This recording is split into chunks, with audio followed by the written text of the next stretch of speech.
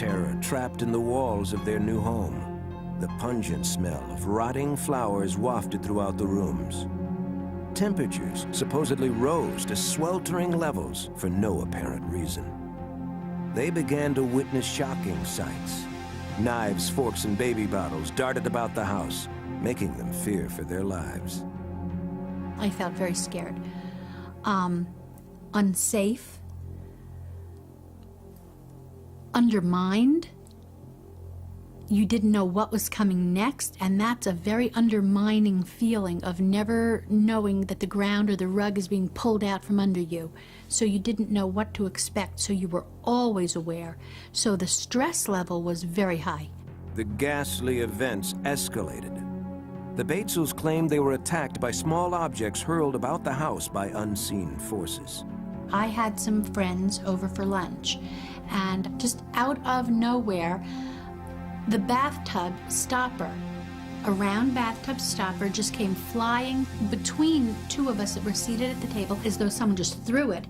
The moving objects became even more threatening. One night, Bob and Beth were paralyzed with fear as they watched a lit cigarette drift down from the ceiling. We just didn't know what to do because we didn't know whether to reach out and grab it, if someone were actually holding it that we just didn't see. If it hit the floor, would it start a fire? We just didn't know what to do. The enormous stress from incidents like this forced Beth, who had never believed in ghosts, to confront what seemed very much like a haunting.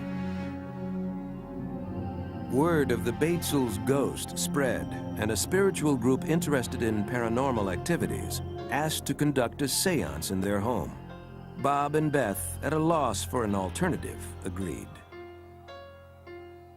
We felt we were drowning in a sea of phenomena that we could not explain. We had never had this before, we didn't know anything about it at the time, and we needed help.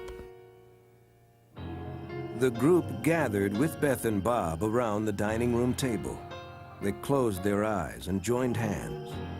When the psychic called out to the spirits, the ghost began to speak through her. Beth secretly taped the proceedings. Can you tell us your name? It's my land, and you get out. Well, if we could investigate to see if it is your land, maybe we would get out, but you'll have to help us and tell us what your name is. My name is George Baxter. George Baxter? This land belonged to me. I bought it in the year 1872. Now you look that up, mister. We will, George. The next day, Beth went to the New Brunswick Library to research the history of the house. She discovered that George Baxter had bought the land in 1872. Beth was stunned, but Bob remained skeptical until a few weeks later, when they found threats written in lipstick and marker on walls and mirrors. Now, Bob was certain that his house was haunted.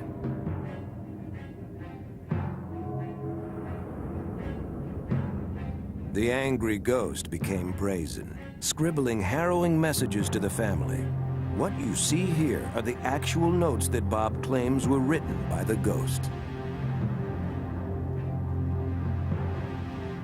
As the alleged hauntings escalated, the Batesels could no longer keep their 8-year-old daughter safe from the ghost. I knew something was going on. You'd have to be an idiot not to know something was going on when on your 8th birthday you wake up in the morning and there are red crosses all over the walls and the words "Go Dead" written. In 1972, Beth gave birth to their second daughter, Lisa. The threat to both children loomed larger. According to Leah Batesel, by that time, the ghost had already done irreparable damage to her childhood. It is a hell house. It's the house from hell. As far as I'm concerned, that house destroyed what prior to moving in there was a normal 4-year-old girl. I hate that house. Beth grew to hate the house too. She knew her daughters were frightened, and she felt that she had no way to protect them.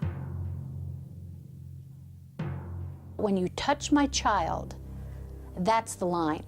And that's what happened. There were a number of incidents, a couple in particular, that were very, very focused on our children, and we felt that that was it and we had to leave.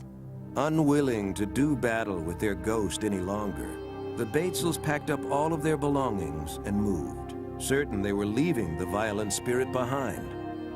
Their desperate attempt to escape only took them deeper into the unexplained.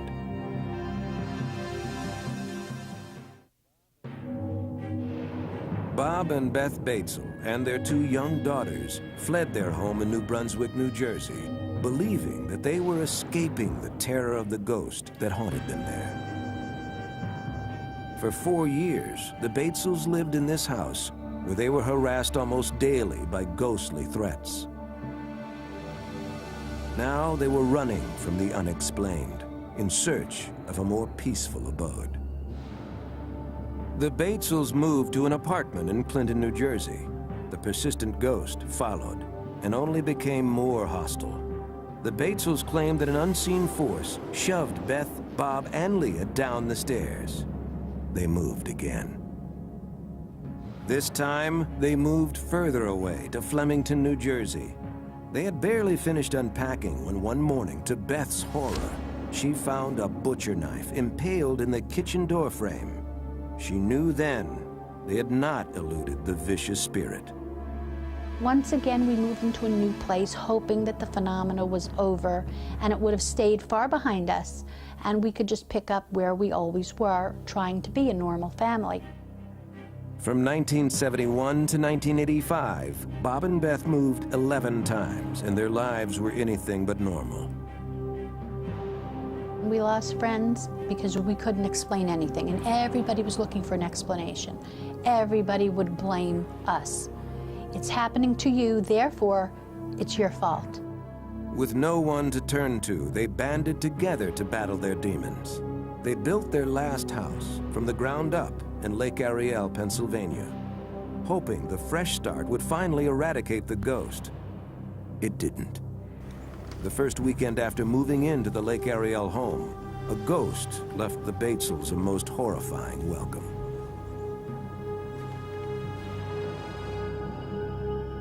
It was well past midnight when the Batesels were startled out of bed by hysterical crying.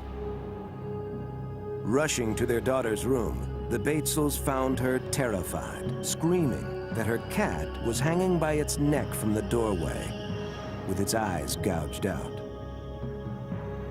The Batesels saw nothing. This ghost-like apparition had disappeared. Several nights later, the Batesels were again startled out of their sleep as glass and picture frames hung in the living room spontaneously exploded, shattering glass throughout the house. It's really difficult to describe how you feel when you're in the middle of a whirlwind. But we have stopped asking why because we're too busy dealing and living with it. Most reports of hauntings link the ghost to a place. The Batesels believe that in their case, ghosts come to them. We have come to understand that there are hauntings which are attached to a particular place and remain. And then there are hauntings that seem to be the people. The people are haunted, not the place. So no matter where the people go, it doesn't matter, they will still be haunted. From everything that has been done and tested and what we've been told, I seem to have some kind of presence. I am some kind of magnet that seems to attract these spiritual things. The Batesels, physically and emotionally exhausted, say they can no longer try to escape the ghost.